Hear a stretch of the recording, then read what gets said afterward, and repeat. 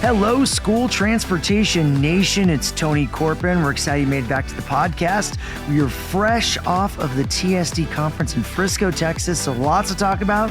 This episode brought to you by TransFinder, the leader in school bus routing software, and by School Radio, your source for reliable radio communications. With me is Mr. Ryan Gray. Welcome, sir. Thank you very much, Tony. Nation, as always, it's great to be with you. Yeah, we both are tired, but we're back. And also joining us is keynote speaker Dana Rosen, Assistant Director of Transportation Services, Student Safety and Support for Cypress-Fairbanks ISD near Houston, Texas. So Dana was an outstanding keynote, and we're excited to have her join us on the podcast for a conversation with Ryan in just a little bit. Absolutely. Yeah, she helped us close TSD last Tuesday, and it was really entertaining. I knew it would be. Got to know Dana out at our STN Expo East in Indianapolis in June. Really great lady, fun, and she did not disappoint. Really closed out things in an excellent way. Folks were saying, "Hey, if anything, can you talk longer?" When she was asking if there was anything else, any other questions folks had. So certainly we had a lot of behavior discussions, content, always listening to our attendees. And that's really what we heard coming out of last year's TSD, that folks wanted more behavior. And I think we delivered, Tony. Absolutely. And if you go to the stnonline.com website, there is a litany of stories. We were rocking and rolling there, getting the content out, videos, video recaps, photo galleries. There's so much content on there from all the sessions broken down. So if you guys missed the conference, it's a great place to catch up on all the things that happened, digestible. You can share them with different team members, but there's so much there. And we're going to dive into those in just a little bit. We've got a quick message from our sponsor. Hey, safety is a number one priority for everyone in school transportation, and even more so when needing to communicate in a school bus setting. School radios, push to talk over cellular or POC radios, are the safety enhancement you need to provide clear communication across all aspects of your fleet. Schools, SROs, that's school resource officers, and beyond. School radio helps take safety and connectivity a step further by offering interoperability solutions that bridge conventional two-way radios with POC systems, creating a unified network that boosts effectiveness and safety. This integrated strategy guarantees smooth communication in both emergency situations and daily activities. To learn more about how school radio can improve safety in your communication methods, visit school-radio.com. That's school-radio.com. All right, we're back. Ryan, we kicked off the conference with a great welcome party over at Top Golf, brought to you by IC Bus, Longhorn Bus Sales, and AMF Bruns. Great place to kind of get the audience together. Everybody was traveling in, have a great fiesta dinner, hit some balls, reconnect with friends. It's all about networking too at the conferences, and, you know, just kind of setting the tone for a really great week of learning. And it felt like we were there forever because, man, there's a lot of content you laid down, Ryan. And I know our opening keynote, Joe Mascuro, man, she did not disappoint. It was a packed house. Definitely, I think walking away from the keynote, really, it kind of grounds you a little bit on what she's talking about in terms of the dignity of engaging with students with special needs, and really that they're people too, and to respect them that way. And I love how she talked about it is, you know, don't use the baby voice if they're adults, right? Treat them with respect. You know, you would be annoyed if someone talked to you in a baby voice. So why would you do it to them? And I think that there was a lot of ideas that came out of that discussion, but she kind of told it how it was, right? She's a real person. She's really talking about how transportation is impacted by students, and really the overall feel of the training, I think, was represented very well by Joe. Absolutely. And she got into some of the brain science. I know we've talked about that before at TSD, because understanding why these students are the way they are and how goes so far in being able to provide the best service.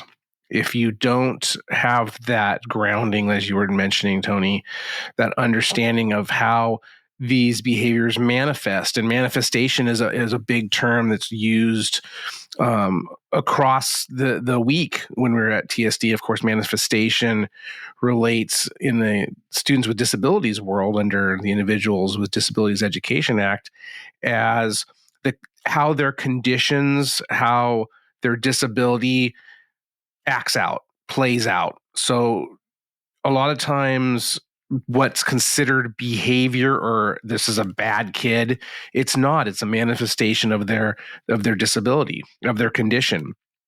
And it can run the gamut of different things. And with behavior specialists like Joe, like Patrick Mulick, who spoke the next day on Saturday on unlocking autism, like Dana, who closed again our TSD, the behavior is communication. And what I love about TSD is I always look at it through the lens of a parent. And I don't have children with disabilities, but something that we learn is the term special needs. We all have special needs. And certainly I always look at when I'm putting together the content, but especially when I'm on site, I'm always thinking about my own children and how can I be a better parent? And sometimes I listen and I go, oh, wow, I'm really missing the boat on this or that. But it's really grounding for me because I walk away and have concrete ideas or new perspectives on things. I have takeaways. I share them with my wife almost every night when I'm at the conference, and we're busy editing articles and finishing writing articles and getting photo galleries online and edited and getting our daily email all prepped. But I'm always taking notes, of course, for my own articles, but also when I'm thinking of what next year's agenda might look like. And that's what really just impressed me over and again is hearing from these experts out there and discussing, the why. And that's always important. If you don't have that why, so many things get lost. So, shout out to our dear friend Roseanne Schwaderer, who this was her brainchild, TSD. TSD is really the one place you can go to nationwide, really probably worldwide, that gets this level of in-depth training and conversation on transporting students with disabilities. It's just there's nothing like it. And it's an honor every year to be able to produce this conference since we've taken it over from Roseanne when we acquired it from her when she retired. But I always think, what would Roseanne do? What would Roseanne think when I'm putting together this agenda? And we learned about Joe from Roseanne. Joe actually spoke at TSD, I believe it was about 15 or 20 years ago, maybe a little bit longer. And I was actually there. I believe it was in Phoenix. And so we brought back Joe in 2018. And certainly now that we're on the other side of COVID, I reached out to her earlier this year, and she's always so well received. So many people love Joe. It was just a packed house there Friday morning. And really, it was great. She took us on a half-day adventure. And as I mentioned, she got into the brain science behind the amygdala and why, again, these students manifest the way they do. And just really set the stage, I think, for the rest of the conference. Heard from a few attendees, Tony, that they said this was the best training breast presenter they'd ever seen. And, certainly Joe, she is excellent. So already been talking to her. I don't know. It's a little early yet to start releasing ideas for next November, but, certainly I'm in conversation with her and lots of people. So stay tuned. Yeah, I think she called it her almond slices, right? The brain. The almond, yeah. Yeah, her almonds. So amygdala, that's what the amygdala stands for in Greek. So it's the Greek word for almond. And the amygdala is shaped like an almond. And she was referring to actually as screaming almonds because the amygdala screams out. When you have students with disabilities, again, like I mentioned, behavior is communication. And when they are, tapping on the window or tapping, hitting the seat in front of them or repeating words, it's a coping mechanism. And there is a fine line between that coping mechanism and when they're acting out and they're seeking attention. And that what a lot of our sessions were designed to do was to try to, again, provide the why and provide insights for the student transporters on how to tell the difference between the two. And like Dana was telling the audience on Tuesday, on a paraphrase, but in her Texas drawl, she said, "Y'all aren't behavior experts." Now, someone like Dana is. She comes from the special education classroom background. She was hired on a year and a half ago at Cypress-Fairbanks ISD because transportation needed someone with her expertise to train their drivers, their attendants, and she's since really taken over most of the special education operations for Cyfair. And again, it just shows you how much folks out there need this grounding in the behavior, because on one hand, that's what makes transporting students with disabilities so challenging, but on the other hand, also so rewarding, because these kids, God bless them, they are dealing with stuff that us, quote unquote, regularly bodied person would just be at a loss to see how we could even deal with them. And these kids have some profound needs in some respects, and so do the transporters who need to get them to and from safely. And we talked about the rise in bus aids and monitors. And we had a session that afternoon on Friday that went through the recommendations of how to start setting up guidelines, or if you already have some policy, looking at your policy, what are the holes that you need to fill in terms of having more monitors on school buses? And this is a conversation we've been having via STN for a good year and a half or 2 years, where we've been noticing the trend of more and more monitors are coming back to school buses, despite the IEP, Individualized Education Program. We know that the IEP, again, depending on some students' disabilities, that they require an aid with them throughout the whole school day, certainly in the classroom. And if they need it in the classroom, they need it on the school bus. And that's another main idea that came across, or requirement really, that will alone help bridge the gap between transportation and special education. And that was really the reason why Rosen developed this conference in the first place. Too much still today, but it's gotten better. Transportation is left out of the loop. When you have the IEP team meeting or meetings, oftentimes transportation is never involved or never notified until the IEP process is done and here's the requirements for the child. In a lot of places, this conference, and I think STN has helped move the needle, and it is a lot better now, but we still have a lot of work to go. And in looking at all of these things that student transporters need to deal with, certainly the child needs to be at the forefront of this. And that's another main theme that came across. It's about the child, and that's where really the preferred nomenclature is not, an autistic child, but a child with autism. It's a student with disabilities, because that disability is not what that kid is. They're a kid first, as you were mentioning, Tony. And just all of these themes really, we try to really cook some great content that pulls all these themes together. And I feel walking away energized, like I do with every conference when I walk away. And just seeing the looks on the attendees' faces and hearing from them about how thankful they are for the content, it really, really sends me home, packs me with some good love in my heart. So like I said, walked away, had a lot of ideas, and I'm already cooking again for 2025.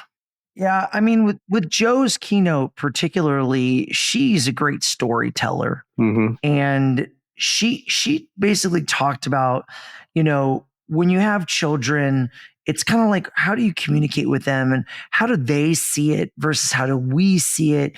And we got to remember that they're lensing a little different. She gave a story about a 12-year-old boy who got in trouble for throwing rocks after the teacher said, go out and play, but he had no friends. And And playing was playing with the rocks, and he was like, "That yeah, I am playing. You told me to play, and I'm playing with the rocks." And again, that's yet he gets in trouble, right? to my point where these students, and I think back to my own children, and my 9-year-old is pretty independent, but my 3.5-year-old, I'm taking all of these things that I'm hearing Joe and the others talk about, and again, behavior is communication. And I know my son, he is a pretty good talker, but he's still pretty shy. But he was born premature, and boys, we know, not always, but tend to mature later than girls do.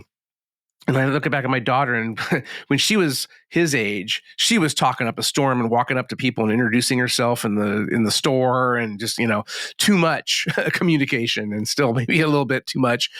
But with him, it's the opposite. And I think back to how he behaves, quote unquote. A lot of the times, yes, he's seeking attention, but a lot of times he's trying to communicate a need. And that's what these kids are doing on the school bus and in class and just in their lives.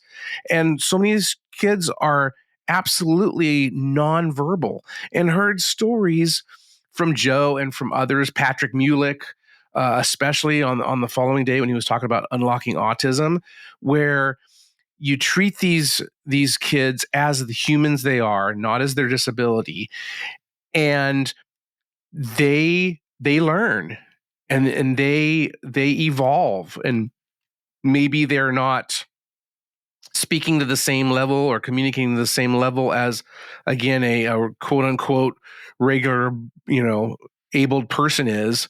But in the examples that Joe gave, and like Patrick was talking about, how he first really knew that this is how what he wanted to do with his life, with his career. He was providing service for a little girl with autism in England. Actually, it was someone who lived at the American embassy, and he was contracted for a summer to come out and work with this little girl who was absolutely nonverbal. And when he walked away, she could actually say, simple 3-word sentences. And that's huge. And again, these children are sponges.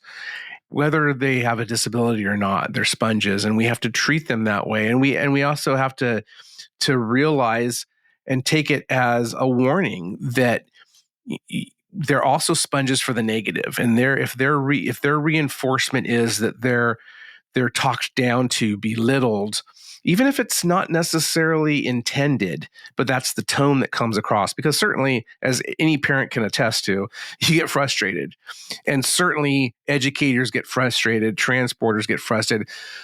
Coming full circle, that's why we have TSD to, like Joe was saying, to train with dignity in mind. And that was something that I saw over and over again in the different sessions, is we transport these students, especially these students. We should transport all students with dignity, but especially these students, because they are the most fragile. They do need the most help. They do need us more than other kids. So we need to ensure that the training reflects that. And there's so much training that goes into student transportation. But when you're talking about transporting students with disabilities, you really ratchet up. Ryan, there was a term thrown out at one of the panels on alternative student transportation that I hadn't heard much before. And obviously, we've heard of IEP, but there was the Individualized Transportation Plan, ITP. So that again is some wording I don't hear as much. What's the deal on that? Are we seeing more of that becoming a thing within transportation, that the kids actually have an individualized transportation plan? Because we hear all the time, like Dana said, you have a contract with an IEP, and if it says you are going to go in the house, you have to go in the house. And if you make an exception for one child, you have to be considerate of having to make an accommodation for other children. So if you do for one, you got to do for all. And as she said, no good deed goes unpunished. So we can dive a little more into that. I'd be really curious. Before we do that, I got a quick message. Hey guys, what do software, hardware, and safety have in common? One word: TransFinder. At the STN Expo in Reno, TransFinder won 3 Innovation Choice Awards, voted on by STN Expo attendees for best software, best hardware, best safety technology. TransFinder's Route Finder plus routing solution and apps, Stop Finder and Wayfinder, are well known in the industry. Not everyone realizes TransFinder provides hardware like card readers, tablets, and mounts. And as for safety, Patrol Finder for schools is TransFinder's latest solution, designed to make buses and campuses safer. TransFinder's president and CEO, Antonio Civitella, said the recognition means so much because it's voted on by STN Expo attendees. Civitella said, "We know a lot is riding on TransFinder because a lot is riding on those yellow buses that travel through our communities. TransFinder must continue to innovate as more is being expected of transportation departments from district leadership as well as parents." Learn more at transfinder.com. That's transfinder.com. We're back. Thanks a lot for that, Tony. And picking up where you were talking about individual transportation plan, what is it? It's really nothing new. Individual transportation plan is just like it says. It's the transportation plan. And when you compare that to the individualized education program, or the IEP, that's exactly what it states. The education plan or program for that student based upon their disability. So we're really looking at the supports that child needs to get an education under IDEA. So a lot of it is focused on the classroom and the teaching method or methodology that student needs or needs in the classroom, assistive technologies, and transportation as a related service under IDEA is then included after the fact. But every student who needs an IEP doesn't necessarily need transportation. So that's where the individual transportation plan comes into play. And Sue Schutrump, one of our tenured faculty members, has been speaking about ITPs for years and years and years. Like I said, it's nothing really new, but certainly the term IEP gets a lot more play than ITP just because it's more general. But when that student has transportation as a related service checked on the IEP, then that's what should trigger the ITP.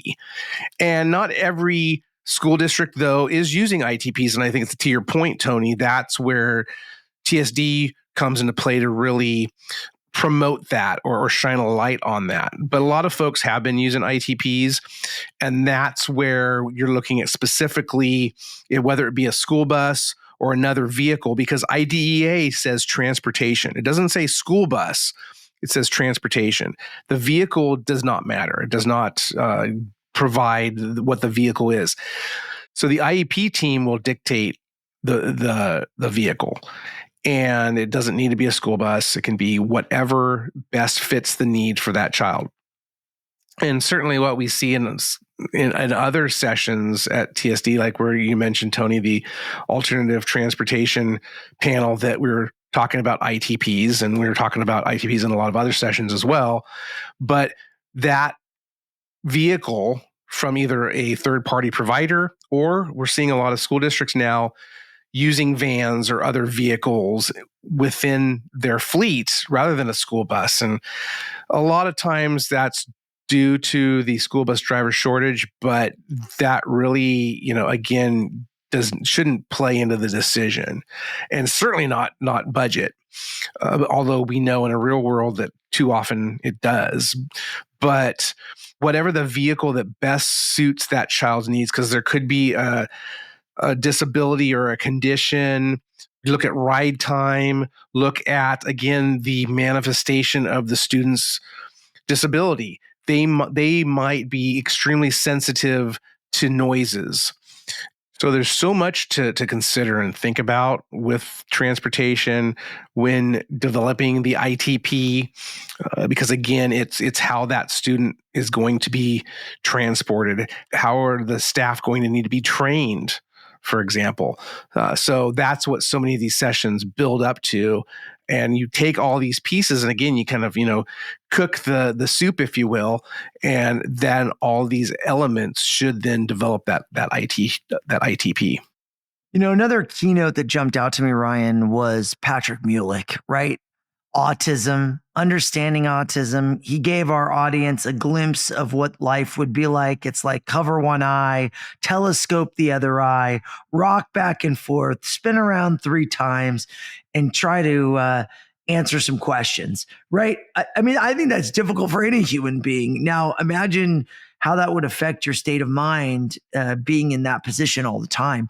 It's clearly a very kind of pointed example he puts forward on, you have to have empathy for these students and lens from their perspective. And autism is in varied degrees, right? We see that all the time. But I think, to me, you always walk away from Patrick's keynotes feeling like, wow, I can do better. Like I can be more empathetic towards children with disabilities if I'm interacting with them or see them.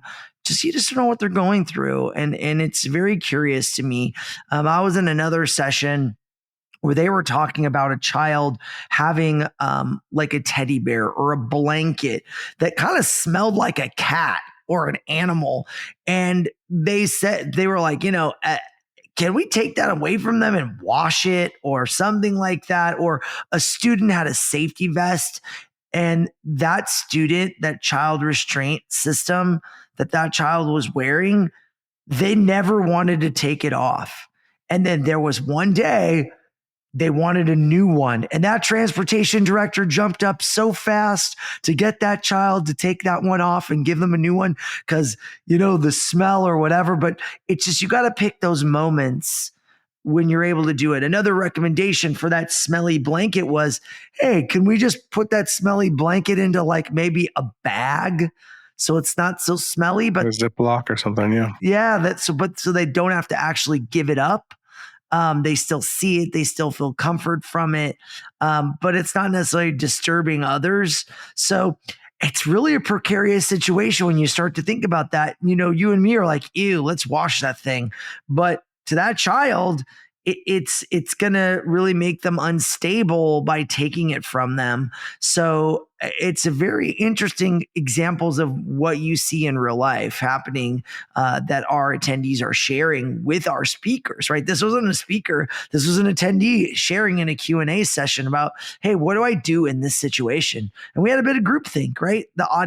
Another audience member made a suggestion. And it was like, wow, great suggestion. There was a lot of that. And that's what makes events like TSD so powerful.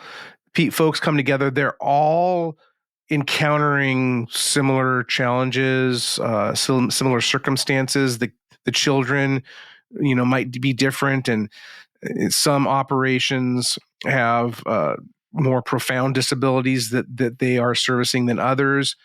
But everyone has a story, and everyone has empathy for each other, and they know when you're transporting students with disabilities. There's a saying that when you educate or when you transport a student with a disability, you've transported a student with a disability. Every disability can be different, especially when you're talking about the autism spectrum. Patrick did a great job, as he always does, in providing an overview of autism. And he didn't do it this time, but he has a video that he often shows that mimics or demonstrates what a student with autism could be experiencing on the school bus. Everything is amplified.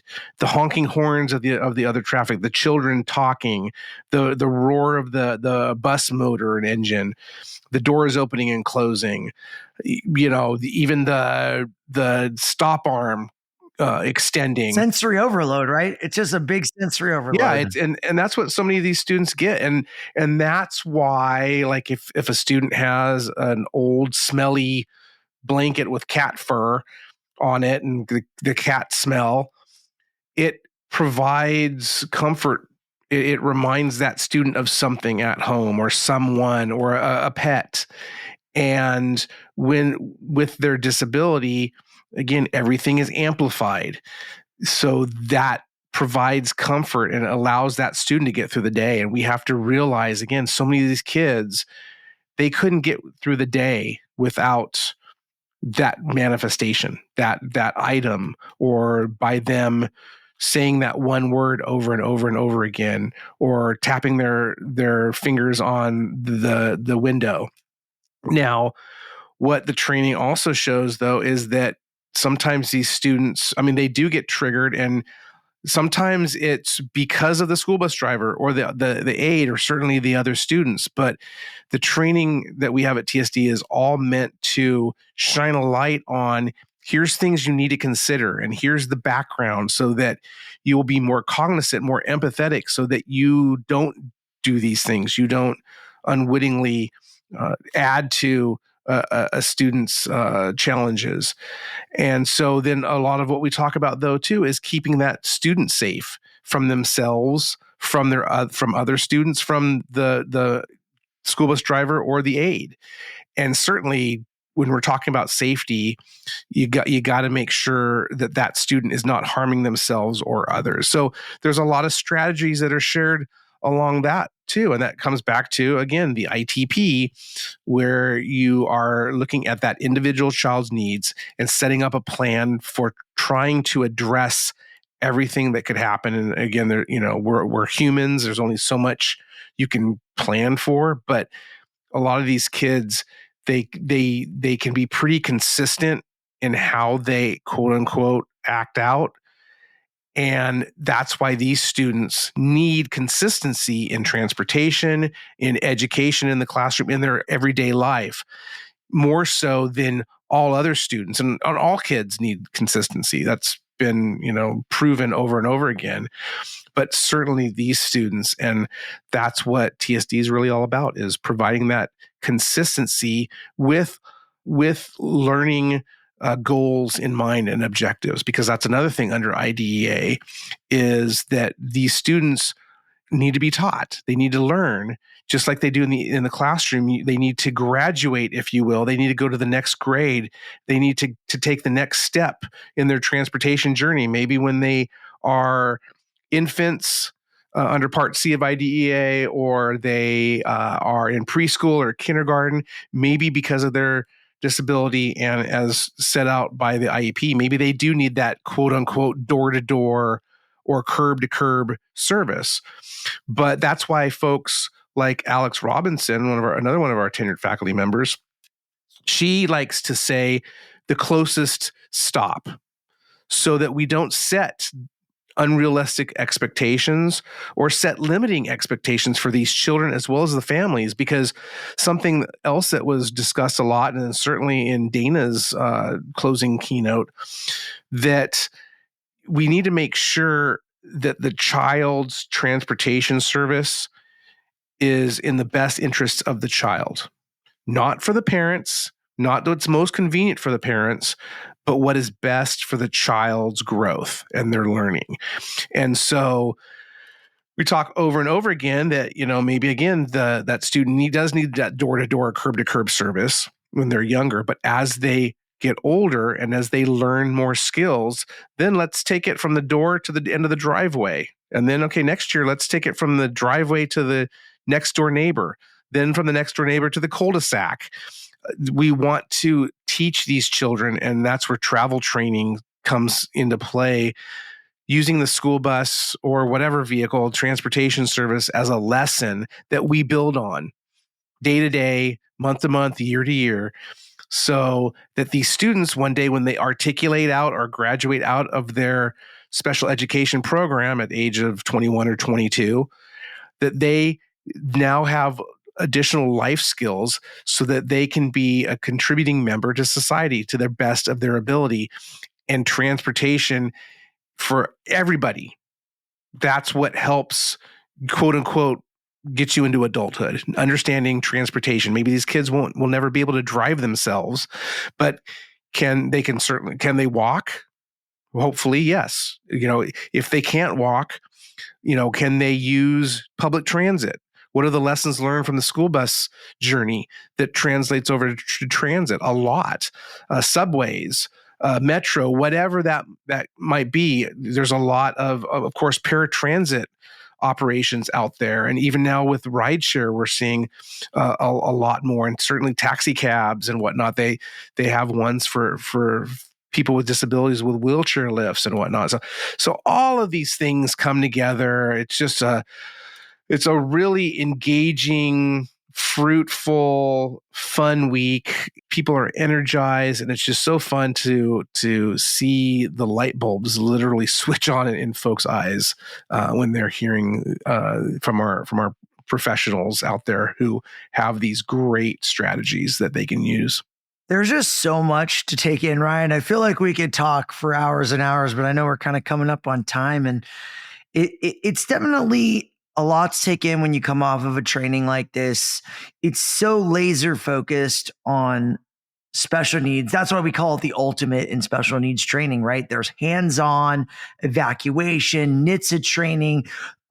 The top wheelchair securement companies are there. AMF Bruns did a hands-on. Q Strength did a hands-on. Everybody's getting a very broad touch, but man, it's so focused on special needs. And I'm so proud of our team and our speakers. Everyone works so tirelessly to provide meaningful, educational, transformational content.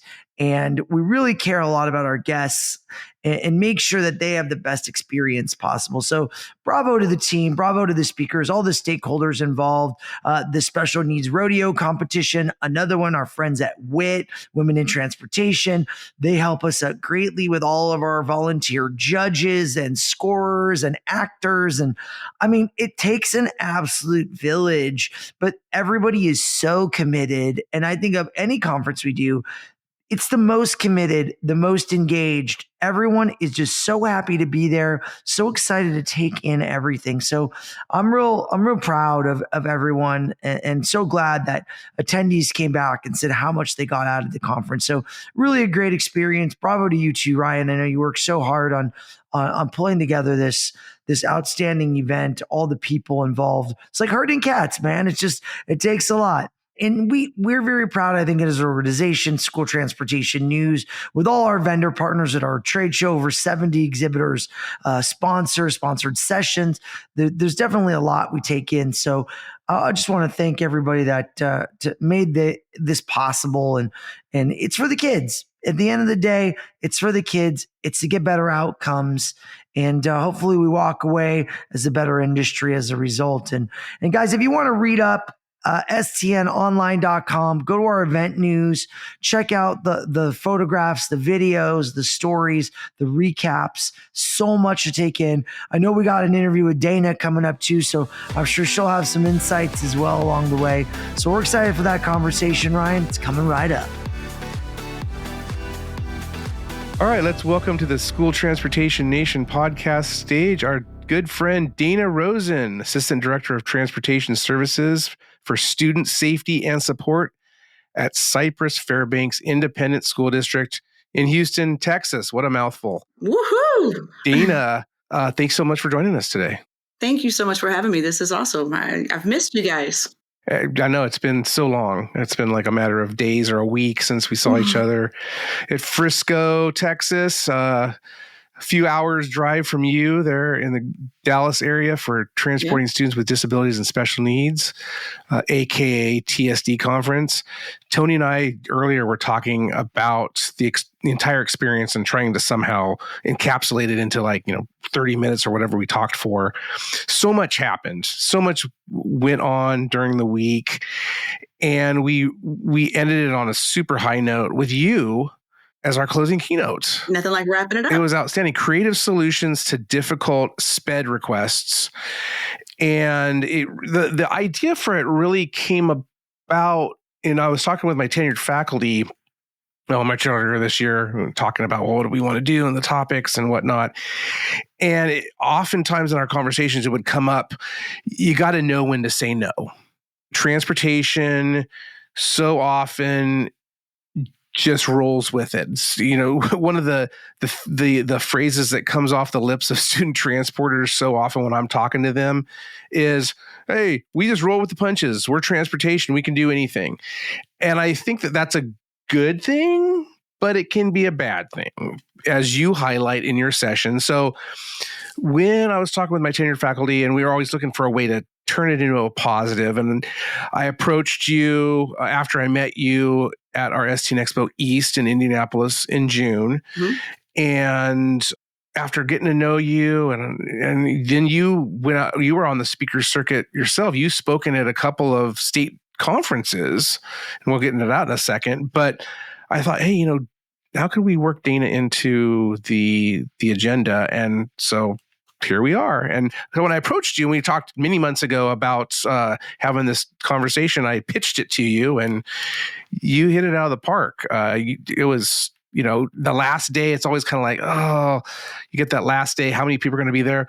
We had like 125 folks stay, out of the, 300 and whatever it was, 80 or something. That's pretty good. So it just goes to show what we heard so often is behavior. That's what student transporters want to hear when they're trying to learn more about servicing kids with students with disabilities. Absolutely. Yeah, behavior is one of those things that it's very difficult to put it in a box. It's always going to be different. It's always going to be here and there. And you don't even know what questions to ask sometimes. I think that's the thing. There are so many things that are being thrown at you, and can you do this? Can you do that? And I think for a lot of times that for people in the transportation world, it's hard to know what you can and can't battle. What can I say no to? What questions can I even ask to, put myself at the table to even have a voice in this? It feels like everything kind of just rolls down on us, and we just kind of take it because, transportation people are by nature, we're fixers. That's what we do. You give us a problem and we logistically learn how to fix it, and that's great. But sometimes there needs to be a little bit of pushback. There needs to be a little bit of, whoa, is this what's the best interest for the kid? Is this what's in the best interest of our people? And I think that's where I kind of wanted to take that session that we did is let's talk about some crazy requests. And I'm not saying say no, but there are times where you need to ask clarifying questions, where you need to say, hey, have you really thought about what this means on our side of the world? I know you know what it means on the SPED side of the world, but what does this mean for my bus driver? What does this mean for my attendant? What does this mean for my 5-year-old that's on the bus for an hour? Those are questions that we sometimes have to push back a little bit because people don't always know what goes on buses. They see them driving around, but how many people really get on a bus and really know what that kid's experience is like? So I think that's where I wanted to frame this. And after you and I talked about it, I think that was something that resonated with a lot of people that were there. Absolutely. And as I said, there, folks, because you were actually the final session. We had an introductory general session panel with some of our tenured faculty members to start the morning, and essentially no one left. So that's always, as a conference planner, I'm always thinking, oh God, what's the last day going to look like? And I think that, in getting the feedback from the attendees, folks were saying, hey, can you talk longer? Can we extend this? So certainly we'll talk.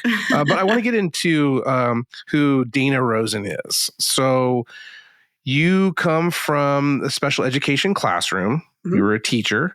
Mm-hmm. Introduce yourself to the nation. Who is Dana Rosen? So I took a very strange path to get to transportation. So I actually started out as a teacher and a coach. So I drove a bus for 13 or 14 years while I was coaching. So I have experience in the transportation world. I then moved into the classroom full time, and that's where I jumped into my special education. I taught special education math at the high school level, and then I became a district behavior specialist. So basically, I worked with all the most difficult kids that you have on campuses. Those kids who were super defiant, the kids who had really aggressive behaviors, kids from all different walks of life, from anything from just I'm kind of a BAD kid to a truly autistic or ED kid. And so those kind of experiences gave me, I guess, many of the stories that I share, because I have in my behavior specialist role had to do restraints on buses. I have had kids try to jump out of the back of the bus and run. I have had to have long ARD meetings about how do we get this kid transported from here to there. So you fast forward, I come to Cypress-Fairbanks, and I'm actually working in student services as a classroom management consultant. So I'm still on the campus side, helping teachers, again, with the most difficult cases, the kids that, we can't even keep them in the classroom. We can't get them to school, those kind of things. So I did a training for our transportation department. They called over and they said, "Hey, we'd like for you to come over and do some behavior training with our drivers." And I said, "Love to." I've been on a bus for a long time. I love bus drivers. So I come over and I'm training about 800 people, and they are just, enthralled in what I'm saying. They're just hungry for that support, that voice, for somebody who actually knows what it's like to be on a bus, but can speak to it from the standpoint of being an educator on the other side as well. So in our district, I kind of became that bridge between campus APs and campus behavior interventionists and our bus drivers. So Dr. Smith, our director at Cypress-Fairbanks ISD, said, "Hey, I got an idea." I said, "Okay." So he pitched me the idea. He said, "I want you to fix behavior on buses." And being on the behavior side of it, I was like, do you know what's going on your buses? Fix? Yeah, quote unquote. Oh, what you're asking me to do right here, because fixing behavior on buses was something that is, everybody knows it's a huge, huge battle everywhere you go. And so I at first I said, I don't know if that's really something I want to tackle, because I understood from the behavior standpoint how vast this was going to be. But after I thought about it a little bit, I thought, you know what, if I can fix and change the bus ride for kids, if I can get some structure, if I can teach the adults that are driving the bus how to interact with these kids better, then I'm going to set all of these kids up for success, because when they get to school and they jump out of that bus, instead of it being a chaotic, crazy behavioral environment, they're going to start building relationships with drivers. They're going to be ready to learn. And so I had to kind of step back and say, if you want to make the most impact in your district, where was I going to start? And so I kind of thought through it a little bit. I thought, you know what? Transportation is where I need to be. So I got crazy and said, hey, I'm going to tackle bus behavior at Cypress-Fairbanks ISD. And when I started, it was Dana team of one. It was me. It was me and, about 80,000 kids we transported twice a day, and about 800 drivers. And I pretty much just approached it the same way I have approached everything else in my career, which is start at the basics. Start talking to drivers, start calling in and figuring what. So I spent a lot of time my first couple of months just walking around and talking to drivers. What's your biggest problem on your bus? What behavior is making you want to quit? And we kind of put a group together. And then I just took what I knew about behavior and what I knew about classroom management and what I knew about discipline in the schools. And I just started building a model here. I implemented PBIS because we do that in our campuses. So got together with our drivers, and our drivers created our PBIS model, not anybody else. It wasn't like somebody from district came in and said, these are the rules you need on your bus. I pulled people together and I said, how do you want your bus to sound? How do you want it to feel? What do you want your kids to do? And we started there and created that. This is what we want. And then how do I teach that? How do I train that? And then how do I reinforce that? So we kind of built it from, we want our buses to be places of kindness and places where kids can be heard and they're organized and they're disciplined. And we backtracked and built the things that we needed to get that there. And, we still have a lot of work to do. We're a big district, so we still have a lot of work to do. But, I think it's one of those things that I take the mindset of, if you can do it in a classroom, and if you can do it in the hallways of a school, and if you can do it with your kids in these large groups, then you can do it on a bus. But it's not going to come natural. Drivers need someone to feed into them and to train them and to teach them how to do it. And then you've got to also add that layer of support. So it's been a really, really fun journey. It's been crazy. There's been days where I'm like, am I going to sleep this week? But I think what we're seeing is we're seeing our drivers stay. We're seeing our drivers feel empowered. We're seeing our drivers feel like they have a voice and they're getting responses from campuses. Our campuses feel like our drivers are more invested. They're backing up our kids. They're supporting our kids. And we're really trying to change the culture to be a lot more positive. We're doing a lot more positive referrals where we're like, hey, we just want to tell you that this kid, he's a buckle buddy and he's doing amazing. And it's been really, really fun to watch this journey. And like I said, we got a long way to go, but we are definitely headed in the right direction. So it's been good. So that's Dana. Shake it all up and let's pop it out and see what happens. See what happens. Yeah, well, and it's happening. You're making it happen. And in your purview, so it was Dana Department of One. Yes. When you joined Dr. Kane Smith. So as you said, Dr. Smith. Yeah. Many of you know him. Transportation Director of the Year for School Transportation News a few years ago. Good friend of the magazine and the podcast. But your purview has grown. Yes. In transportation. So I came in starting basically, I was just going to be the student management kind of person. And with my SPED background, I very quickly took on SPED. So you know how you take jobs and you get other duties as assigned. So I first started out with SPED compliance. And so what I did is I had a really good relationship with our SPED department here. And I, of course, had the language and I'd been in meetings and knew all the things that we needed to do. And so at first, I just was kind of helping us know when to push back. Like they would call and say, our routers would say, hey, we've got this, kid who's refusing to get off the bus, or we have this kid who is just, being really violent and aggressive. What can we do? So it started there. And then over the summer, it actually kind of developed to where everything SPED is me. So I do everything from SPED compliance to planning to routing. And I think that's really important because when you think about routing for special education, it's not just dots on a screen, right? It's not just bus stops where we're just going to put, mass kids. It is very much individualized. And you have to look at not only the logistical aspect of routing, but also, how many kids are on this bus? What are their needs? How long can they be there? What is the best combination for driver and attendant? And you really can't look at SPED routing without really thinking about the SPED behavior piece of it as well. And that also helped me as far as a lot of times we just get the IEP meeting meets and they tell transportation what to do and we just do it, right? They kind of dictate everything to us. So with me in my role, there were times where we would get things and I would say, wait, I feel like this is asking a lot or I don't feel like this is in the best interest of the kid. And so then I would go back to the SPED department and say, can we come back to the table and can I be a part of that? A lot of it was just, reminding them of their own words, least restrictive environment is least restrictive environment. Don't put every single kid in special transportation. I want to know why we need this. And is this what's best for our kid? And I think because of my background and my comfortableness with it, I've kind of been able to teach and train other people to kind of ask the right kinds of questions, right? We always want what's in the best interest of kids, obviously, but sometimes you have to dig through what adults want and what parents want to really hone in on, is this in the best interest of the kid? And that's kind of where my focus always stays. Like they give me a question, I want to focus on it. Is this in the best interest of the kid? That's always going to be my basic of where I'm going to start.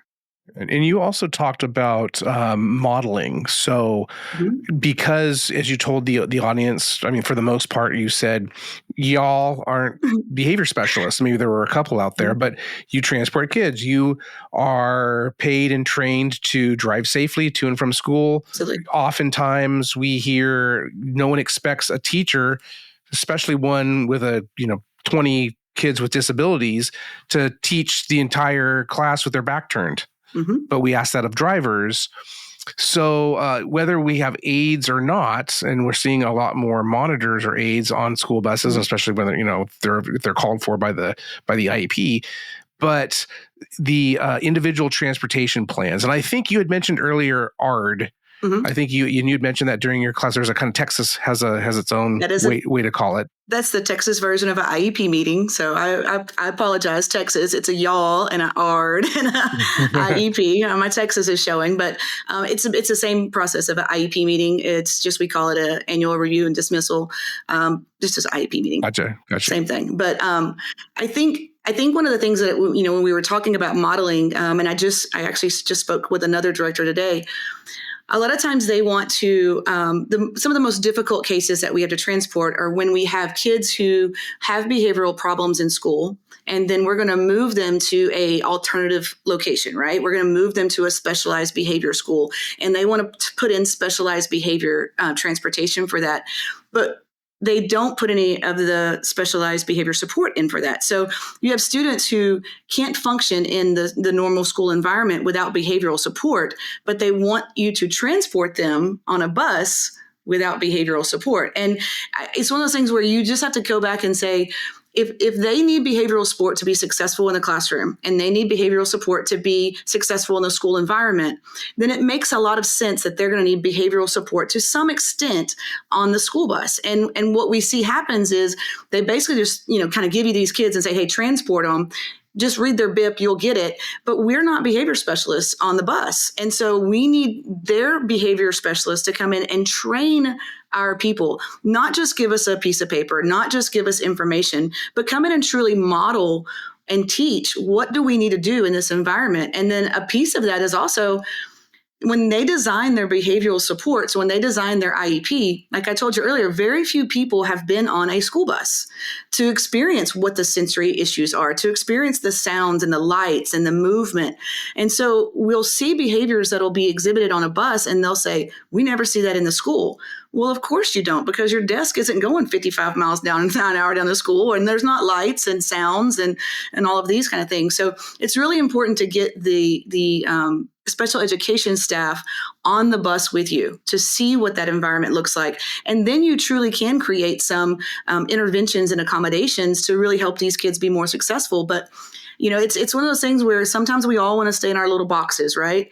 And I get that, the IEP is ideally, designed to focus on the education of the child. But as transportation people, as a related service in the IEP, we have to also be included in that process, because if we don't do our job, that kid is not getting to the educational environment, right? And so it's really about asking them to kind of step out of what they normally see and they feel responsible for, and accepting that transportation as a related service is a huge part of the IEP and needs to be treated as such, right? They need to come and see it and model it and feel that with us. And when you can get them to do that, you get a lot better overall, like a cohesive approach to students' transportation and education. That's kind of what we want to get to, is where both people are in the conversation. Absolutely. And that lends to the ITP, the individual transportation plan. Yes. So you have the IEP team, which is, I fashion it as, this is what the kid needs, the child needs to learn. And a lot of it is classroom oriented. As you mentioned, transportation is a related service under IDEA. Then all these things you're talking about, that can feed the ITP. And how are you actually going to make this work for that student based upon their needs on the bus or whatever vehicle? Because I know Cypher was using some alternative transportation, at least at one point. You guys still are, I think. And we had sessions on that. We've been talking about that because we're seeing more and more non-school bus vehicles being used, whether it's or the reason being a lack of drivers, which really doesn't factor in under IDEA, because IDEA doesn't say school bus, it says transportation. The IEP team dictates what the vehicle is based upon that student's needs.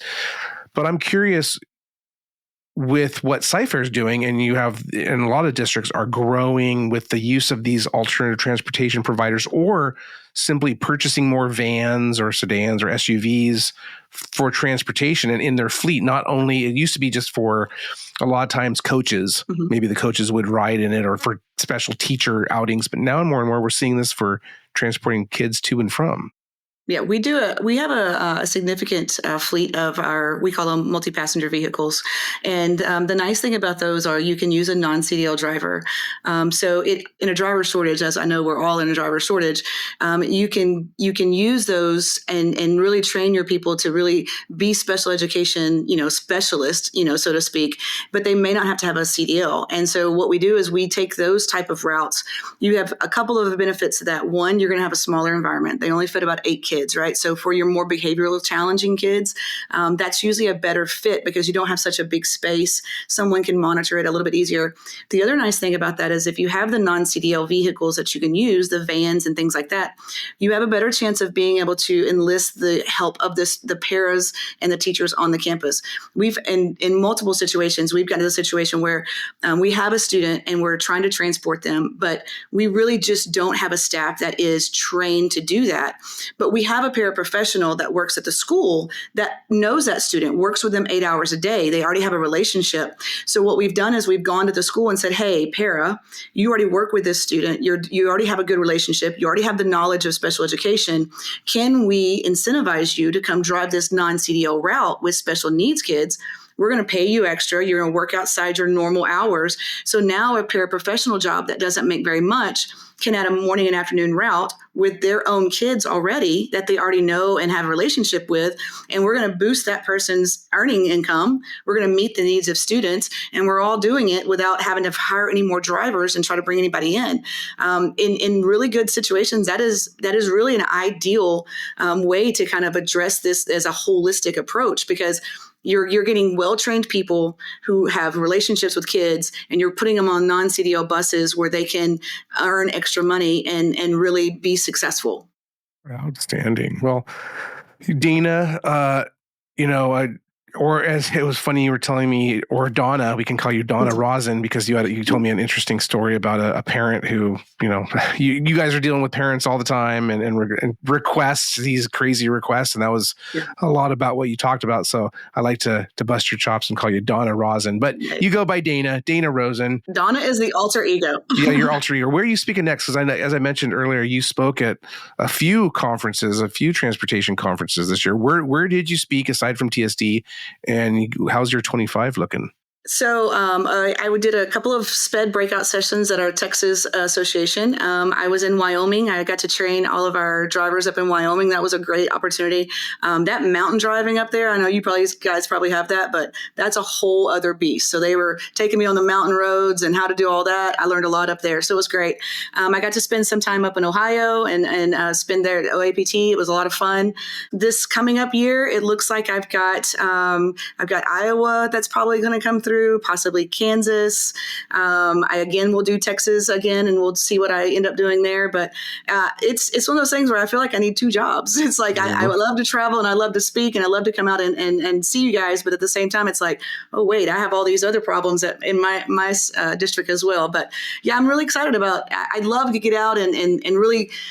Even at TSD, I got to see some people that I'd met in Ohio, and I got to see some people that I'd met different places. And it was like every time I go somewhere, it's like a family reunion. I'm like, oh my God, it's so good to see you guys. And so it's really fun to get out and to really hear and see. And the most amazing thing I think is that no matter where I go, whatever state it is, y'all don't say y'all out there, but kids are kids. And transportation, while we have different qualifications and different, statutes here or there, for the most part, bus drivers are bus drivers. They're great people that truly love kids, and behavior is behavior. Whether you're in Texas or you're in California or you're in Ohio, kids are just being squirrely everywhere, and SPED requests are going to be coming more. McKinney-Vento is going to be coming more, and we're kind of all in this together. And there are different facets that we have and different rules and regulations here and there, but good practices and good policies are good practices and good policies. And no matter where I go, I am always greeted by crazy scenarios and really, really good people. And I'm super excited about where I go next year and where I get to meet more people and have more stories and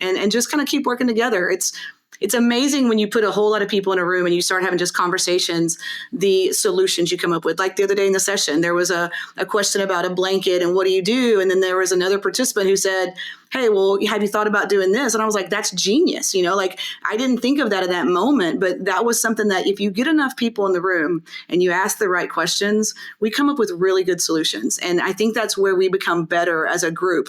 The more we can give feedback, the more we can have conversations, the more creative we can get, and the better we get at solving some of these really, really difficult problems that we're facing. Well, save a dance for TSD next year.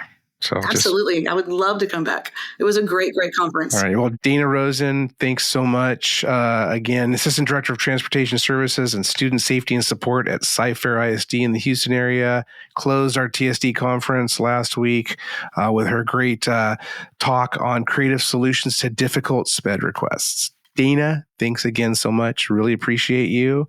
And thank you so much for having me. Yeah, and we're going to see you soon, hopefully. I hope to see you soon. We'll see you out there. Happy holidays to you and your family. Absolutely. Thanks. A special thanks to Dana and Ryan for joining me on the podcast today. Also, thanks to our sponsors, TransFinder and School Radio. Make sure you guys hit them up. Let them know you heard about them on the STN podcast. Visit stnonline.com for all the latest news and analysis on the school transportation industry. Don't forget, STN Expo East is coming up 2025, March 20th through the 25th. You can save on our super early bird registration. Save $200. Everybody can use an extra $200. So why not you? Send a bunch of people out to the conference. We'd love to give you guys outstanding training. We're looking at energy, technology, operations, leadership, maintenance. There's so much you can get at STN Expo. Can't wait to see you there. Guys, don't forget you can subscribe to this podcast on Apple Podcasts, Spotify, wherever you listen to Pods Nation. We love you. We'll see you next week.